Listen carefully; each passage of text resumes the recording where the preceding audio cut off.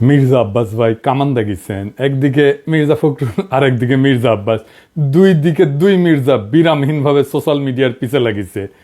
বিএনপির Mirza to the power square, এদের সঙ্গে আমাদের বিরোধটা অনিবার্য ছিল, মানে সোশ্যাল মিডিয়া।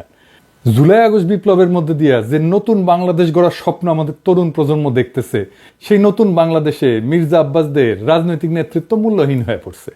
যেই বয়সে অবসরে যাওয়া উচিত, সেই বয়সে তার চাইতে অল্প বয়সের লোকদের সাথে দ্বৈরতা লিপ্ত হওয়ার চেষ্টা করাটা নিরেট বোকামি। এই বোকামির মূল্য দিতে হবে মির্জা আব্বাসকে। সরি মির্জা আব্বাস ভাই, আপনার রাজনীতি থেকে অবসরটা গৌরবময় হইতে পারতো, আনন্দময় হইতে পারতো। আপনি লজ্জার অপমানের সঙ্গে বিদায় নেবেন, কি আর করা। কাউকে শয়তানে কখনো লাড়ে সারে, আপনারও শয়তানে লাড়ছে। আমি কিন্তু মির্জা আব্বাসকে কিছুই বলি নাই। উনারা কেউ সরে বাচ্চা বলে গালি দিছে, আমি জানতাম না কে গালি দিছে। ওইটা প্রথম শুনি মির্জা ফখরুলের মুখে। উনি বলতেছেন মির্জা আব্বাসকে সরের বাচ্চা বলছে, কত খারাপ কাজ করিছে। মির্জা ফখরুল আর মির্জা আব্বাস কিন্তু বিরোধ আছে, রাজনৈতিক বিরোধ আছে, এক গ্রুপে না। কিন্তু তারা যারা বিএনপি করেন তারা জানেন। কিন্তু মির্জা ফখরুল তো ছাত্র ইউনিয়ন করার লোক, উনি গিরিঙ্গি কেমন করে করতে হয় এটা ভালো জানেন। উনি কায়দা করে মির্জা আব্বাসকে সামনে দিয়ে দিলেন আমাদের। আর মির্জা আব্বাস ভাই কিছু বুঝা না বুঝা আইসা শুরু করলেন ব্যাটিং করা। মানে যে গালিটা মির্জা ফখরুল দিতে পারবে না, সেটা মির্জা আব্বাসকে দিয়ে দেওয়াইলেন আর কি। এটা গিরিঙ্গি আর কি, ছাত্র ইউনিয়নের গিরিঙ্গি। আমি বুঝতে পারি এই সমস্ত। আচ্ছা মির্জা আব্বাস ভাই, আপনি বলেন আমি কি ভুলটা বলছি। আমি বলছি বারাক ওবামা যখন আমেরিকার প্রেসিডেন্ট, তখন তাকে ফিলিপাইনের প্রেসিডেন্ট বেশ্যার বাচ্চা বলে গালি দিছিল। আর বারাক ওবামা সেটাকে হজম করছে। আপনি একজন পলিটিশিয়ান হয়ে সেটা হজম করতে পারবেন না কেন? আমি তো নিউজটা দেখাইছিলাম, আমি তো মিশা নিউজ দেখাই নাই, তাই না? আপনি গালি খাইতে চান না, তাহলে রাজনীতিতে আসছেন কেন? মসজিদের ইমাম হন, কেউ গালি দিবে না। হিমালয়ে গিয়ে সন্ন্যাসী হন, কেউ গালি দিবে না। নবী রসুলদের গালি দেয় মানুষ, আল্লাহর খোদাকে গালি দেয় মানুষ। আপনি কোন বালেশ্বর বালহরিদাস পালাচ্ছেন, আপনারা গালি দেওয়া যাবে না? প্রেসিডেন্ট ম্যাকরনের তো থাপ্পড় মারে, আপনি চর থাপ্পড় খাবেন, আপনারা রাজনীতিবিদরা গালি খাইবেন। এটা সহ্য করতে হবে, এটাই নতুন বাংলাদেশ। এবার আসেন আমরা ওনার বক্তব্যটা আলাদা আলাদা করে শুনি। জারজ মিল্টন বকা দিয়েছে আমাকে, সেটাকে সমর্থন করেছে পিনাকি। অর্থাৎ জারজ মিল্টন যে ভাষা আমাকে বকা দিয়েছে, পিনাকি সমর্থন করেছে। আমি বলতে চাই যে ওরা সবাই একই বংশের, একই গোত্রের সন্তান। কোনো ভদ্রলোককে এভাবে গালি দিতে পারে না। আমি ঢাকার মানুষ, আমি ইচ্ছা করলে ওরা যে ভাষা গালি দেয় তার চেয়ে জঘন্য ভাষা গালি দিতে পারি। কিন্তু আমার বাপ মা, আমার পরিবার এটা আমাকে শেখায় নাই। ওরা যেটা বলছে এবং বলেছে এটা ওদের পরিবার থেকে শেখানো, ওরা ওই পরিবার থেকে করে আসছে, শুকরের জাত। এটা নিয়ে বিশ্বব্যাপী আমার দেশে এবং বিদেশে আমার কিছু ভাইয়েরা আছে যাদের যাদের বাপ মায়ের কোনো ঠিক আছে বলে আমার মনে হয় না, যাদের অ্যাকচুয়ালি জন্মের ঠিকানা আছে বলে আমার মনে হয় না। ওদের কথা বলার স্বাধীনতা আছে, ওরা আমাকে গালিগালাজ করার স্বাধীনতা আছে, আর আমি একটা সত্যি কথা বলতে পারবো না, সেই স্বাধীনতা আমার নাই। উনি বলছেন জন্মের ঠিক নাই। আব্বাস ভাই, দুনিয়ার সব প্রাণী একই পদ্ধতিতে জন্মায়। আর একটা পদ্ধতি আছে টেস্ট টিউব বেবি, ওইখানে কেউ কাউরে লাগায় না। তো ঠিক পদ্ধতি কোনটা মির্জা আব্বাস ভাই? আর আপনি কোন পদ্ধতিতে জন্মাইছেন? আর আপনি যে পদ্ধতিতে জন্মাইছেন সেটা যে ঠিক, এই সার্টিফিকেট আপনারা কে দিছে? হ্যাঁ, তবে আপনি দাবি করতেই পারেন যে আপনারা যারা গালি দেয় তারা বৈধ বাবা মায়ের সন্তান না। আমার অনুমান আপনি সেটাই বলছেন, বৈধ পিতামাতার সন্তান না হইলে সে গালিবাজ হয়। আপনার এই অনুমানেরও কোনো ভিত্তি নাই। আপনার কি জানা আছে যে লিওনার্দো দা ভিঞ্চি, হ্যাঁ চেনেন? চেনেন? আপনার চেনার কথা না অবশ্য, ও বৈধ পিতামাতার সন্তান না কিন্তু। এমনকি শেক্সপিয়ার চিনেন? আপনার চেনার কথা না। চার্লস ডিকেন্স চিনেন? আলেকজান্ডার দ্য গ্রেট, কেউই বৈধ পিতামাতার সন্তান না। এর নাম শুনেছেন? বাক, হ্যাঁ মিউজিশিয়ান, শুনেছেন তার কোনো মিউজিক? শোনার কথা না আপনার। হ্যাঁ, আগাস্টাস সিজারের নাম শুনেছেন? স্টিভ জবসের নাম শুনেছেন? এমনকি জ্যাকি চ্যান সিনেমা দেখেছেন? দুটা কেউই বৈধভাবে বিবাহিত বাবা মায়ের সন্তান না। সেই জন্য মনীষীরা বলে জন্ম হোক যথাতথা, কর্ম হোক ভালো। আপনার কর্মজীবনটা কি আসেন সেটা দেখি। আপনার কর্মজীবন কি ভালো? না মির্জা ভাই, আপনার কর্মজীবন ভালো না। আপনার কর্মজীবন কলঙ্কে ভরা। না, আমি কোনো পত্রিকার নিউজ নিয়ে আপনার চরিত্র হনন করব না, ওইটা আমার কাজ না। 2015 সালে আপনি আপনার নিজের দাখিল করা হলফনামা থেকেই দেখাবো। আসেন আমরা আমাদের ঠিক পথে জন্ম নেওয়া মির্জা আব্বাস ভাইয়ের আমল নামা দেখি। আচ্ছা মির্জা আব্বাস ভাই, মির্জা তো আপনার পারিবারিক পদবি না, তাই না? এটা আপনি লাগাইছেন পরে। আপনার বাবার নামের আগে তো মির্জা নাই, তাই না? আপনার বাবার নাম আব্দুর রাজ্জাক। আপনার এখান মির্জা লাগাইতে হইল ইনফিরিয়রিটি কমপ্লেক্সে। এলিট হইতে চাইছেন, নতুন বাংলাদেশের এলিট হইতে চাইছেন না। টাকা পয়সা হয়েছে, এখন মির্জা না থাকলে ক্যাঙ্কা হয়, অসুবিধা নাই। বাঙ্গুল্যান্ডে এভাবেই সব এলিট গড়ে উঠছে, ওই যে সোহরাওয়ার্দীর বডিগার্ড থেকে। আচ্ছা যাই হোক, মির্জা আব্বাস তো একটা ব্যাংকের মালিক, জানেন তো? ঢাকা ব্যাংক 1995 সালে ব্যাংকটা প্রতিষ্ঠিত হয়, মির্জা আব্বাসই প্রতিষ্ঠাতা। এই ঢাকা ব্যাংকটা দেশের প্রথম দিকের বেসরকারি মালিকানায় প্রতিষ্ঠিত ব্যাংকগুলোর মধ্যে অন্যতম ব্যাংক। কোনো সমস্যা হয়নি, অনেক ব্যাংকের সমস্যা হয়েছে, জয় বাংলা হয়ে গেছে হাসিনার আমলে। মির্জা আব্বাসের ব্যাংকের কোনো সমস্যা হয়েছে? হয় নাই। হ্যাঁ, তো ব্যাংক প্রতিষ্ঠার টাকা পেলেন কেমনে মির্জা আব্বাস ভাই? আপনার ফ্যামিলি কি জমিদার ছিল? আপনার আব্বা কি করতেন? আসেন আমরা এবার দেখি ওনার আব্বা কি করতেন। ওনার আব্বা মতিঝিল সরকারি উচ্চ বিদ্যালয় বা মতিঝিল সেন্ট্রাল গভর্নমেন্ট স্কুল হিসেবে যেটা পরিচিত, ওই স্কুলের দপ্তরই ছিলেন। ডং ডং ডং ডং ডং ডং কইরা ঘন্টা বাজাইতেন। কি মির্জা আব্বাস ভাই, খারাপ লাগলো? হ্যাঁ, দপ্তরের কাজ খারাপ না, সম্মানের কাজ। কিন্তু আপনি যে কাজ করতেছেন সেটা সম্মানের না। দপ্তরের কাজের পাশাপাশি আপনার ওই স্কুলের সামনে মসজিদের সাথে একটা ছোট্ট পুরীর দোকান ছিল। পুরি বানাইতেন আপনার আব্বা, ওই পুরীর দোকান চালাইতেন। ওই সিপার পুরীর দোকানের জমিটাও ছিল রেলের। এখনো আপনি রেলের জায়গা দখল কইরা বাসা বানায় বসবাস করছেন। হয়তো পরের জায়গা, পরের জমি, ঘর বানাইয়া আমি রই। আমি তো ভাই জমির মালিক নই।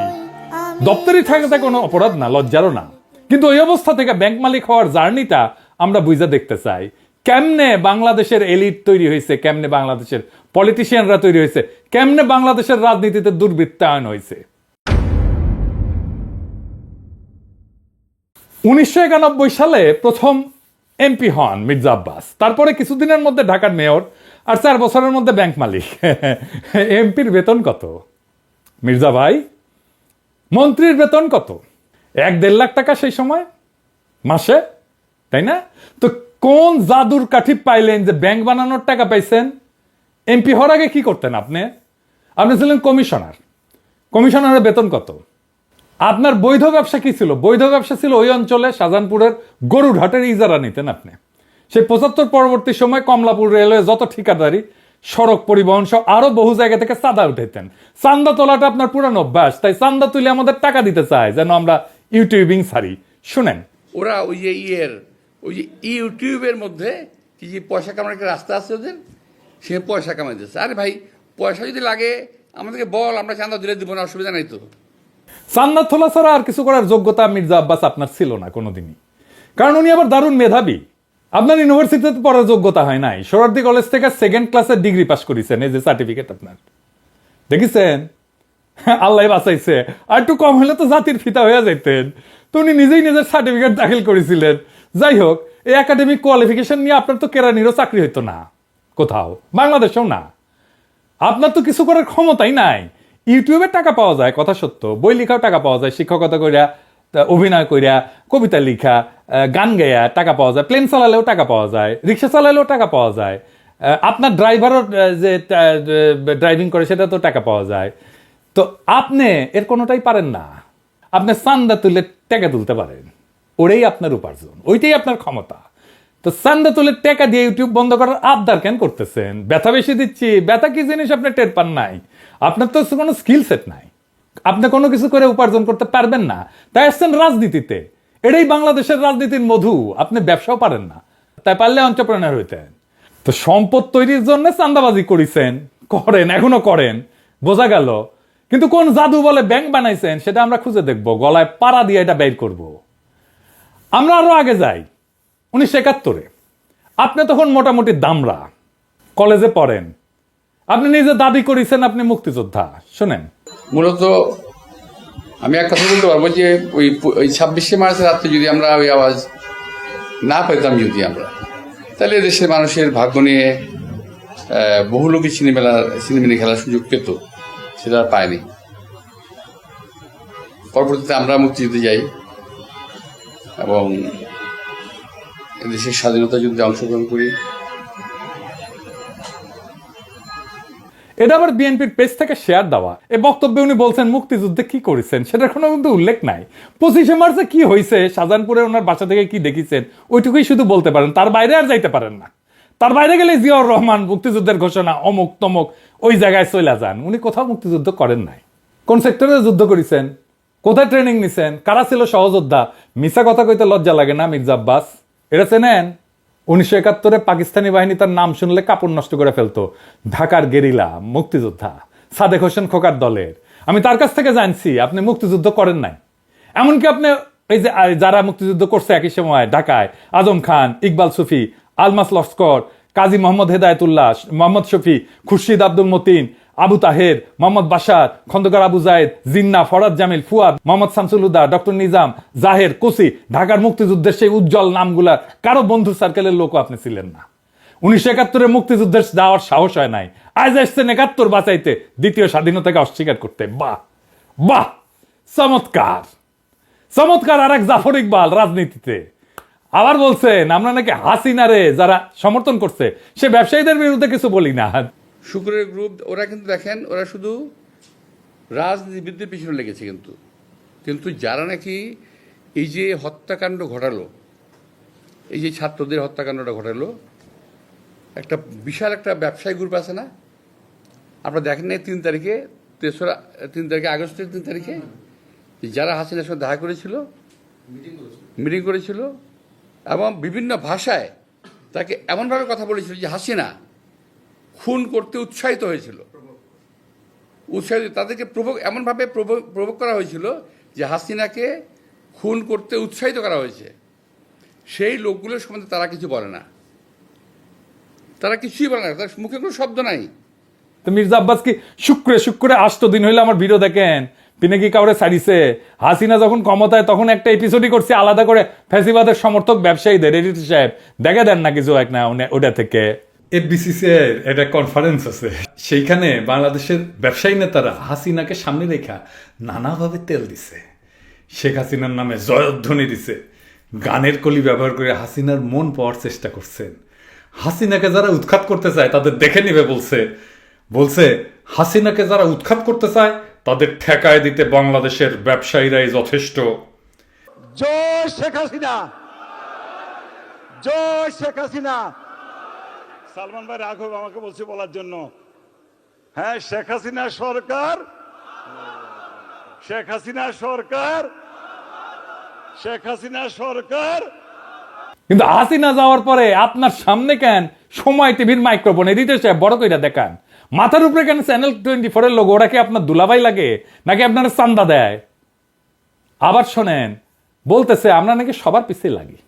এই গোষ্ঠী কখনো বাংলাদেশকে স্থিতিশীল থাকতে দেবে না, কখনো আমার বিরুদ্ধে, কখনো ওর বিরুদ্ধে, কখনো তার বিরুদ্ধে লেগেই থাকবে। আপনারা অপেক্ষা করেন, কদিন পরে তারা ইউনূস সাহেবকে ধরবে। আমি এটা বলে দিচ্ছি আমি আপনাদেরকে, কদিন সাহেব পরে তারা ডাক্তার ইউনূস সাহেবকে ধরবে। কার পিছে লাগিয়েছি? ইন্ডিয়ান লেসপেন্সারি যারা করে তাদের পিছে লাগিয়েছি। প্রফেসর ইউনূসের পিছেও নাকি আমরা লাগবো, অবশ্যই লাগবো যদি প্রফেসর ইউনূস ইন্ডিয়ান লেসপেন্সারি করে। ইন্ডিয়ান লেসপেন্সারি বাদ দেন, তারপরে আইসেন আলাপ করতে। আমাদের কাছে খবর আছে, বুঝছেন, সব খবর আছে। কি করিছেন হাসিনার আমলে, কেমনে কারে ম্যানেজ করিছেন, সব খবর আছে। আপনাদের দলের লোকেরা বলে সোশ্যাল মিডিয়া কিছু না, মাঠের রাজনীতি, ভোটের রাজনীতি আসল। হ্যাঁ আসেন সোশ্যাল মিডিয়া নিয়ে কি করে বিএনপি দেখি। বিএনপি প্ল্যান নিছে যে তাদের ফেসবুকের পোস্টে তো কেউ যায় না, মাসি মারে ওরা নিজেরা বসে, তো স্পন্সর পড়দের পয়সা খরচ কর, টাকা খরচ কর, তা করবে না তারা। বট রিয়াক্ট, বট মানে বুঝেছেন তো, যন্ত্র থেকে ওই যে লাইক শেয়ার দিবে, বুঝেছেন, কমেন্ট করবে, তো বট দিয়ে রিয়াক্ট দেন। দেখেন সব ভিয়েতনামের আইডি দেখেছেন। হ্যাঁ আপনারা বিএনপির পোস্ট দেখবেন যে হাজার হাজার লাভ রিয়াক্ট পড়িছে, ভালোবাসা রে বন্যা বয়ে যাইতেছে, আপনারা প্রভাবিত হয়ে যাবেন। আরে বাপরা সর্বনাশ, ভালো কাজ করিছে তো, ভালো কথা, আমি একটা লাভ রিয়াক্ট দিয়ে দিই। মানুষের সাথে এরকম প্রতারণা করতে পারে কেউ? আওয়ামী লীগ এরকম প্রতারণা করে নাই জনগণের সাথে, বিএনপি যেটা করছে দেখেছেন। এটাই আপনাদের জার্নি, এটাই বাংলাদেশের রাজনীতি, এরাই হয় মন্ত্রী, দলের শীর্ষ নেতা, আর একাডেমিক যোগ্যতায় কেরানি হয়ে যার জীবন পার করার কথা ছিল সে হয় মন্ত্রী। যার উপার্জনের ধান্দাই হইতেছে কিভাবে অন্যরে ঠকাবে, আরেকজনকে অতিরিক্ত সুবিধা দেবে, অন্যরে বঞ্চনা করবে বা ভয় দেখায় উপার্জন করবে, চান্দা নেবে। আমি যদি 1 টাকা ইউটিউবে উপার্জন করি না, সেটা আমার ইনকাম ট্যাক্সের ফাইলে আছে, এটা আমার বৈধ উপার্জন। আমি 1 টাকা যদি খরচা করি ওটাও দেখাইতে পারবো আমি কিভাবে এই 1 টাকা উপার্জন করছি। আপনি জিন্দেগিতে দেখাইতে পারবেন না কিভাবে আপনি ব্যাংক বানানোর টাকা পাইছেন, জিন্দেগিতে পারবেন না, চ্যালেঞ্জ দিলাম আপনাকে। আপনার বৈধ উপার্জন কি? আপনি নিজেই ঘোষণায় বলছেন বাড়ি ভাড়ার টাকা আর ব্যাংকে রাখা সঞ্চয়পত্র, বাড়ি ভাড়ার টাকায় পেট চালান, বসে বসে খান, আর ব্যাংকে রাখা সঞ্চয়পত্র ওইটি থেকে সুদ আসে, এটা হইতেছে আপনার উপার্জন। তাও এটা আজকের কথা না, 10 বছর আগের কথা। লজ্জা লাগে না আপনার? হ্যাঁ, আমার প্রত্যেকটা পয়সা হালাল, আপনার প্রত্যেকটা পয়সা হারাম। আপনি দাবি করতে পারবেন আপনার প্রত্যেকটা পয়সা হালাল? পারবেন না। বুকে হাত দিয়া বলবেন, আল্লাহর কসম কাইটা বলবেন, দেখাই দেবেন আপনার উপার্জন কিভাবে হয়েছে, কেমনে আপনি ব্যাংক করছেন। আপনি কাউরে না কাউকে বঞ্চনা করে সুবিধা দেয়া ভয় দেখায় যে টাকা উপার্জন করছেন, সে উপার্জনের টাকা দিয়ে ক্যাডার পালেন, সে ক্যাডার ভোটে জিতায়, আর অনুপার্জিত টাকায় ভোট কিনা এমপি হয়ে যান আপনি। আপনার দলের লোকেরা ভোটের কথা বলে, ভোটের কথা গপ্প শুনেন না আমাদেরকে। নমিনেশন কিনতে হয় পার্টি থেকে চান্দা দিয়া, তারপরে টাকা ছিটায় ভোট কিনতে হয়, কেন্দ্র দখল করতে হয়, জাল ভোট দিতে হয়, এই দিয়েই চলছে এতদিন। ভোটের শক্তির রোয়াব দেখায়েন না, ওই রোয়াব আমরা ফুটে করে দিতে পারি।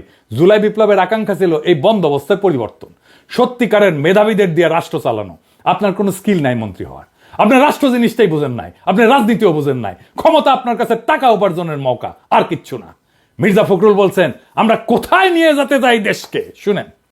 সোশ্যাল মিডিয়াতে কিছু নতুন নতুন আমি বলি কুতুব আবির্ভূত হয়েছে, তারা বাংলাদেশকে কোথায় নিয়ে যেতে চায় আমি জানি না। আমরা দেশ থেকে ফ্যাসিবাদের সমস্ত কলঙ্ক চিহ্ন মুছবো, আমরা বাংলাদেশে ভারতের তালুকদারি বন্ধ করব চিরতরে, আমরা বাংলাদেশে একটা সাম্যের ইনসাফের রাষ্ট্র করব। আপনারা মির্জা ফখরুল সেই স্বপ্নের সামনে বাধা হয়ে দাঁড়ায় আছেন। দেশের জনগণ জানে, বুঝতে পারে প্রফেসর ইউনূসকে কেন তাড়ানোর চেষ্টা করতেছেন, কেন দ্রুত নির্বাচন চান। জনগণের জন্য প্রফেসর ইউনূসের এই অতি অল্প সময়ের শাসন হয়ে থাকবে একটা স্বপ্নের মতো, এক অলিক সম্ভাবনার মতো, এক বিদ্যুৎ চমকের মতো সময়। তারপর বাংলাদেশ আবার ফিরে যাবে আপনাদের সেই আদিম জমিদারি ব্যবস্থায়, আপনাদের সেই মাফিয়া শাসনে। আবার কালো টাকা এবং পেশি শক্তির মাস্তানেরা গাড়িতে পতাকা ওড়ায় ঘুরবে, হেলিকপ্টারে চড়বে, দলীয় মাজারের খাদেম আবার আমাদের ভয়ে ভয়ে বাঁচতে হবে।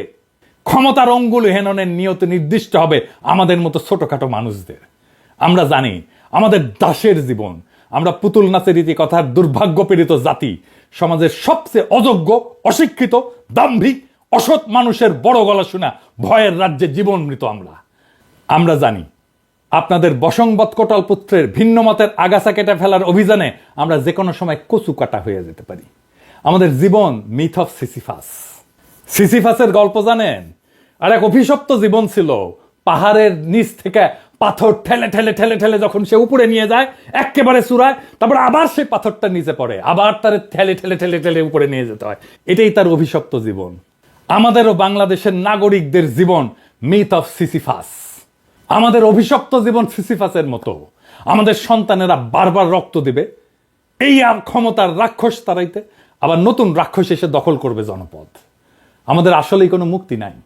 কিন্তু মির্জা আব্বাস মনে রেখেন, পৃথিবীতে যদি একজন মানুষও থাকে এই নষ্ট দুর্বৃত্তের রাজনীতির মুখোশ খুলে দেবে, সেটা আমি। ঈদের জামাতে যারা প্রফেসর ইউনূসের হাত ছুঁইছে তারা বলছে আকুলভাবে ছাড়ার 5টা বছর থাকেন, কারণ তারা জানে ওই লোকটা তাদের মানুষের মর্যাদা দিছে। বেশি দিন লাগে নাই, মাত্র 7-8 মাস। মানুষ তার বিপুল সম্ভাবনা আর তাদের অফুরন্ত শক্তির খোঁজ পাইছে, জাতির প্রাণ শক্তি জায়গা উঠছে। এটাই বিপ্লব। আমরা এই পরিবর্তনের জন্য জান লড়াই দিছি, এই জন্য আমাদের বাচ্চারা জীবন দিছে জুলাই আগস্টে। এটাই বিপ্লবের রুহানি প্লাবন, সেই বিপ্লবের আইকন আজকে প্রফেসর ইউনূস। জনতার স্বপ্নের সামনে বাধা হইয়া দাঁড়াইলে জনতাই আপনাদেরকে রুখে দেবে। সেই দিন বুঝবেন সোশ্যাল মিডিয়া কি জিনিস। আপনারা ক্ষমতায় আসতে পারেন, কিন্তু কোনোভাবেই এই স্বপ্নের সময় প্রফেসর ইউনূসের করে দেওয়া যাওয়া অর্জনকে অতিক্রম করতে পারবেন না। আপনাদের সেই পরাজয় গাথা এখনই লেখা হয়ে গেছে, প্রত্যেক দিন লেখা হচ্ছে। এই নতুন বাংলাদেশের স্বপ্নে যারা অন্তরায় হয়ে দাঁড়াইছে তাদের ভবিষ্যৎ অনিবার্যভাবে ম্লান। ইতিহাসের নিয়মে জনগণের ইচ্ছার বিপরীতে দাঁড়ানো মানেই পরাজয়। মির্জা আব্বাস এবং তার মতো নেতৃত্বের অবসান অনিবার্য। আমরা জানি এই লড়াই শুধু ক্ষমতার না, এই লড়াই ইনসাফের, সাম্যের, মুক্তির। আমাদের তরুণ প্রজন্ম আজ যে নতুন বাংলাদেশের স্বপ্ন দেখছে, যেখানে দুর্বৃত্তের রাজনীতি, চাঁদাবাজির আধিপত্য কিংবা ক্ষমতার দম্ভের কোনো স্থান নাই, সেখানে থাকবে সৎ, মেধাবী, প্রগতিশীল নেতৃত্ব। প্রফেসর ইউনূস এই নতুন স্বপ্নের প্রতীক। তার নেতৃত্বে যে নতুন দেশ গড়ার লড়াই শুরু হয়েছে, তা জনতার হৃদয়ে আর এক বিপ্লবের আগুন জ্বালায় দিছে। এই আগুন নিভে যাওয়ার না। জনতা জানে, জনগণ জানে, এই পরিবর্তন তাদের জীবনের, তাদের ভাগ্যের, তাদের সন্তানের ভবিষ্যতের প্রশ্ন। তাই মির্জা আব্বাস কিংবা তার মতো অতীতের রাজনীতির নেতাদের কাছে আমাদের একটাই বার্তা: সময় বদলাইছে, জনতার স্বপ্নকে দমায় রাখা যাবে না। নতুন বাংলাদেশে মিথ্যা, দুর্নীতি, ক্ষমতার অপব্যবহার থাকবে না। আমাদের লড়াই চলবে জুলাই আগস্ট বিপ্লবের প্রকৃত অর্থ বাস্তবায়ন না হওয়া পর্যন্ত। এই নতুন বাংলাদেশের স্বপ্ন বাস্তবায়নের পথে প্রত্যেকটা বাধাকে পেরায় আমরা আগায় যাব একটা সত্যিকারের স্বাধীন, সাম্যের, ইনসাফের, মানবিক বাংলাদেশের পথে। ইনকিলাব জিন্দাবাদ।